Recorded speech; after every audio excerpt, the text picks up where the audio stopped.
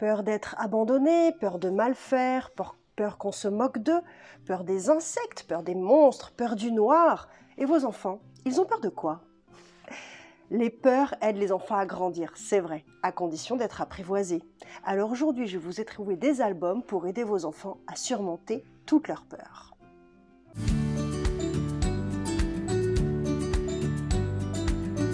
Salut, c'est Doc Lydie, pédiatre fan de littérature jeunesse.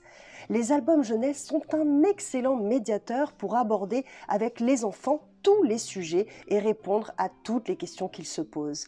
Alors je vous propose régulièrement des sélections d'albums par thématique pour répondre à toutes leurs questions. Suivez-moi, abonnez-vous, partagez autour de vous. Et aujourd'hui, nous surmontons nos peurs. La peur est une émotion primaire normale. Elle est présente dès le plus jeune âge et fait partie du développement des enfants. Elle va nous accompagner d'ailleurs toute notre vie.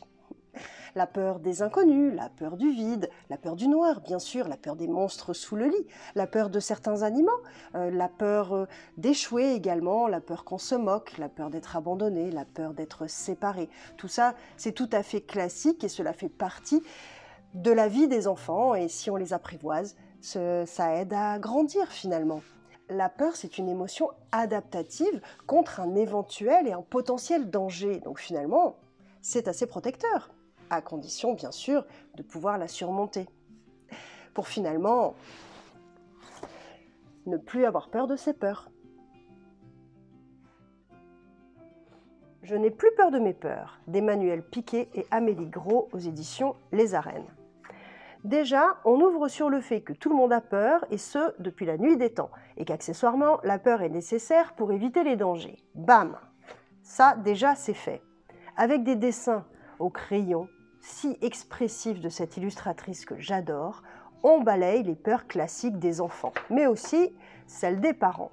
Et comment, justement, on peut surmonter avec tout plein de stratégies très malignes, comme inviter les monstres à prendre le goûter pour ne plus en avoir peur la nuit, ou faire le clown pour ne pas qu'on se moque, ou bien profiter de ses grands-parents, même si on a un peu peur qu'ils meurent. Bref, faire de la peur une amie qui peut aussi nous faire frissonner de plaisir ou nous motiver à nous dépasser pour être meilleurs.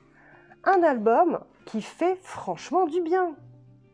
En grandissant, les enfants partent à l'exploration du monde. Mais ce monde autour d'eux, il est fait de nouvelles découvertes, il est fait d'inconnus, d'expériences tout à fait nouvelles. Et pour pouvoir se lancer, il faut être profondément rassuré et sécurisé.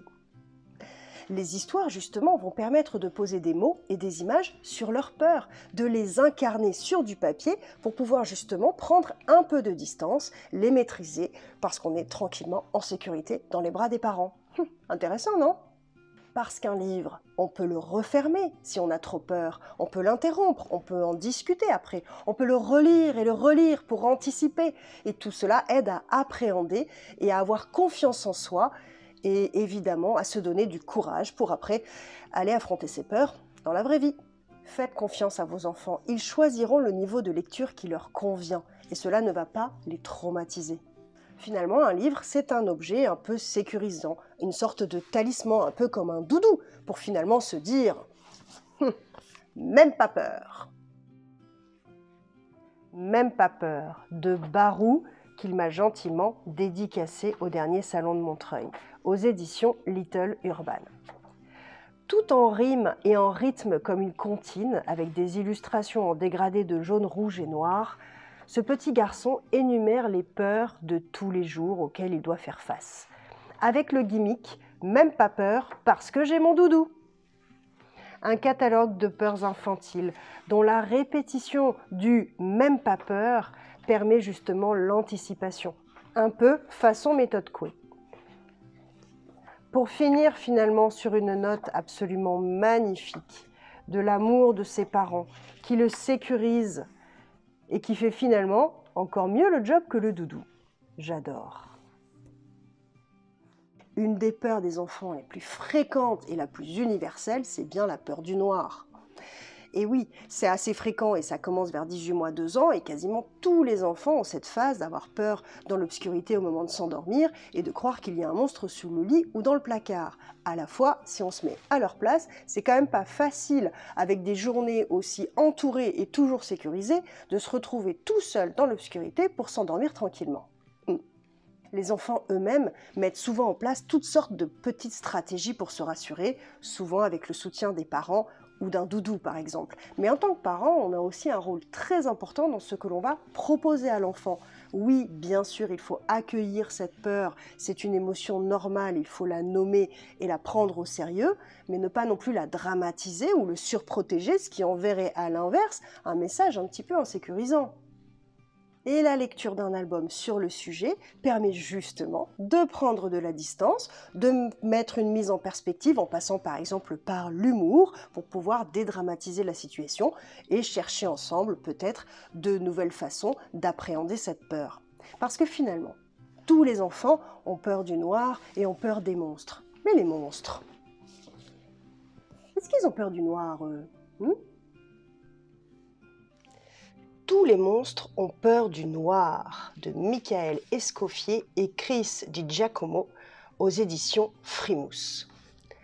Tout en noir, dégradé de gris, collage de papier journal, on plonge dans la nuit.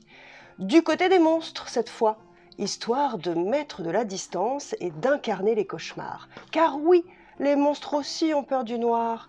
Ils sont froussards, ils pleurent, ils tremblent, se rassurent en chantant, voient des ombres sur les murs, se cachent dans les tiroirs et les placards. Tout ça pour se dire que finalement les monstres sont comme les enfants et d'avoir un peu d'empathie pour eux. Malin, non ? En tant que parents, on nous dit beaucoup qu'il faut sécuriser nos enfants, et c'est vrai, mais il faut aussi pouvoir les autoriser à aller vers, à explorer le monde qui les entoure, justement à leur donner envie, par notre regard de parents bienveillants sur eux, qu'ils se permettent et qu'ils aient confiance en eux pour explorer le monde. Finalement, cela développe la sécurité intérieure pour pouvoir plus tard oser faire des choses sans vous. Finalement, le rôle des parents, c'est de communiquer à l'enfant l'idée que grandir, même si ça fait peur, ça vaut le coup. Lire avec un enfant lui permet d'appréhender ses peurs, de se sécuriser et d'apprendre à les surmonter. Alors profitez-en.